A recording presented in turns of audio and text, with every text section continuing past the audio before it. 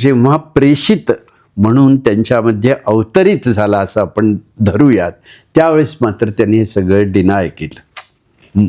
आणि मग त्यांनी सांगितलं की तो बुद्ध म्हणजे मी नाही, मी एक स्वतंत्र अस्तित्व आहे.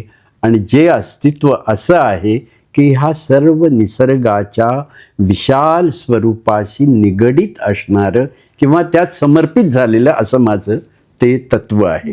म्हणजे ते जेव्हा असं बोलतात कृष्णमूर्ती, तेव्हा ते त्या महाकारण अवस्थेतून बोलत असतात. त्यामुळे त्या अवस्थेमध्ये जर पाहिलं तर त्यांचं सगळं जे काही डिनायल आहे ते बरोबर आहे. पण जे लेडबिटर, ॲनी बेझंट यांनी जे सांगितलं की हा मुलगा प्रेषित आहे, म्हणजे जगाच्या आजपर्यंतच्या व्याख्यांमध्ये बसणारं तो बोलेल असं धरणं, हा आपला वेडेपणा ठरेल.